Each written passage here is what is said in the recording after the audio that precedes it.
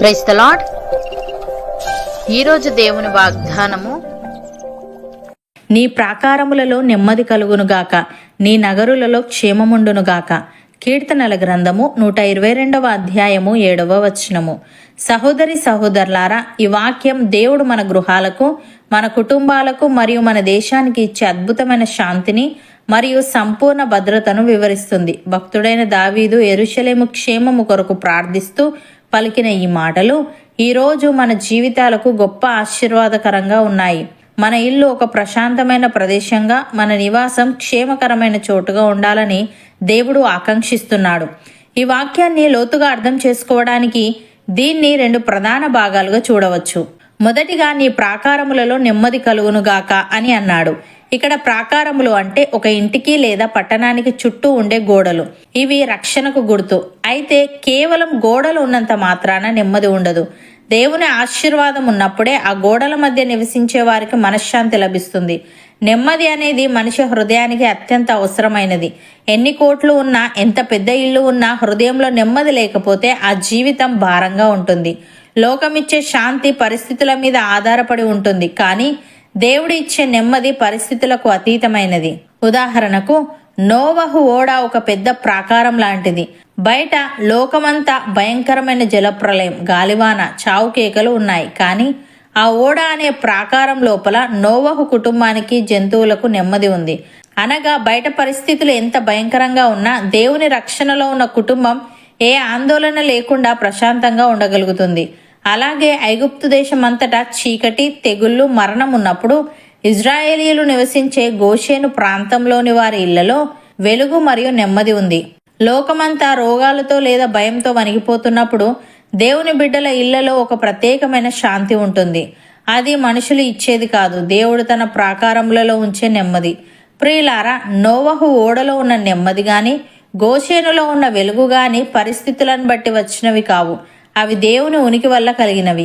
ఎన్ని తుఫానులు ఎదురైనా, బయట లోకం ఎంత అల్లకల్లోలంగా ఉన్నా, దేవుడు తన బిడ్డల చుట్టూ నిర్మించే శాంతి అనే ప్రాకారం ఎప్పటికీ చెక్కుచెదరదు. మన ఇల్లు కేవలం ఒక కట్టడంగా మాత్రమే కాకుండా దేవుని నెమ్మది నివసించే ఒక ఆలయంగా మారడమే ఈ వచనం యొక్క పరమార్థం. రెండవదిగా, నీ నగరులలో క్షేమముండునుగాక అని అన్నాడు. ఇక్కడ నగరులు అంటే మన నివాస స్థలాలు లేదా మన అంతరంగ మందిరాలు అని అర్థం. అందులో క్షేమం ఉండాలని దేవుడు కోరుకుంటున్నాడు. క్షేమము అంటే కేవలం అపాయం నుండి తప్పించబడటమే కాదు, అన్ని విషయాలలో వర్ధిల్లడము అని. నీవు లోపల ఉన్నప్పుడు, నీవు బయటకు వెళ్ళినప్పుడు దేవుని క్షేమము నిన్ను వెన్నంటి ఉంటుంది. దుష్ట శక్తులు గాని, దొంగలు గాని, అపవాది పన్నాగము గాని నీ నగరులలోనికి ప్రవేశించలేవు. ఉదాహరణకు, సాతాను దేవునితో యోబు గురించి మాట్లాడుతూ, నీవు అతనికిని, అతని ఇంటికిని, అతనికి కలిగిన సమస్తమునకును చుట్టూ కంచె వేసితివి గదా అని అంటాడు. ఆ కంచె వల్లనే యోబు నగరులలో క్షేమము ఉంది. అలాగే ఐగుప్తులో సంహారదూత ప్రతి ఇంటి మీదకు వెళ్తున్నప్పుడు ఇజ్రాయేలీయుల ఇళ్ల ద్వారబంధముల మీద గొర్రెపిల్ల రక్తపు గుర్తు ఉంది. బయట ప్రతి ఇంట్లో రోదన, చావు ఉన్నాయి. కానీ రక్తం పూయబడిన నగరులలో దేవుని క్షేమం ఉంది. అక్కడ మరణం ప్రవేశించలేకపోయింది. మన అంతరంగ మందిరం క్రీస్తు రక్తంతో కడగబడితే మన జీవితంపై అపవాదికి అధికారం ఉండదు. ఏ అపాయం మన నగరులను తాకలేదు. దేవుడు మనకి ఇచ్చే క్షేమము అనేది కేవలం ఒక రక్షణ కవచం మాత్రమే కాదు, అది మనల్ని అన్ని కోణాల్లో అభివృద్ధి పరిచే ఒక ఆశీర్వాదం. యోబు ఇంటి చుట్టూ ఉన్న కంచెలాగా క్రీస్తు రక్తం ప్రోక్షించబడిన మన హృదయాలే మన నిజమైన నగరులు. లోకంలో ఎన్ని విపత్తులు సంభవించినా మన అంతరంగ మందిరంలో దేవుని శాంతి ఏలుబడి చేస్తుంది.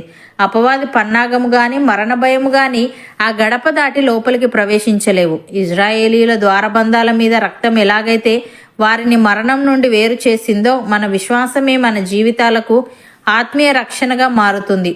లోకమంతా అశాంతితో ఉన్న దేవుని బిడ్డల ఇళ్లలో వెలుగు, క్షేమము నిలిచి ఉంటాయి. ప్రియులారా, ఈరోజు మీ ఇంటిలో కలతలు ఉన్నాయా? భయం మిమ్మల్ని వెంటాడుతుందా? నా జీవితంలో నెమ్మది ఎప్పుడు దొరుకుతుంది అని మీరు వెతుకుతున్నారా? ఈ వాగ్దానాన్ని మీ ఇంటి గడపల మీద, మీ హృదయాల మీద రాసుకోండి. నా ప్రాకారములలో నెమ్మది కలుగునుగాక, నా నగరులలో క్షేమం ఉండును అని విశ్వాసంతో పలకండి. దేవుడు మీ ఇంటికి కావలి ఉండి అపవాదిని మీ దరిచేరనీయడు. మీ పిల్లలు క్షేమంగా ఉంటారు. మీ ప్రయాణాలు సురక్షితంగా ఉంటాయి. దేవుని శాంతి మీ మనస్సులను, మీ తలంపులను క్రీస్తు యేసునందు భద్రపరుస్తుంది. ఈ రోజే నీ నివాస స్థలాన్ని దేవునికి ప్రతిష్ఠించుకో. ఆయన తన నెమ్మదితో నీ ఇంటిని నింపుతాడు. అవును అన్నవారు నాతో పాటు ప్రార్థనలో ఏకీభవించండి.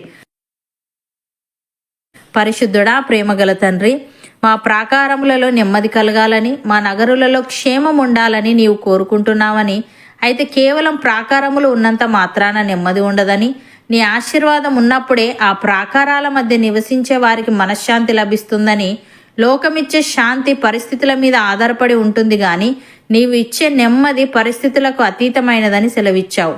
తండ్రి, నీకు స్తుతులు. దేవా, మా ఇల్లు కేవలం ఒక కట్టడంగా మాత్రమే కాకుండా నీ నెమ్మది నివసించే ఒక ఆలయంగా మారుటకు సహాయము దయచేయమని, మేము లోపల ఉన్నప్పుడు బయటకు వెళ్ళినప్పుడు నీ క్షేమము మమ్మల్ని వెన్నంటి ఉండి దుష్టశక్తులు కానీ, దొంగలు కానీ, అపవాది పన్నాగము కానీ మా నగరులలోనికి ప్రవేశించకుండా ఉండుటకు కృపచూపమని, మా ఇంటిని ఒక ప్రత్యేకమైన ప్రదేశంగా, క్షేమకరమైన చోటుగా నీవే మార్చమని యేసుక్రీస్తు నామమున ప్రార్థిస్తున్నాము తండ్రి. ఆమెన్.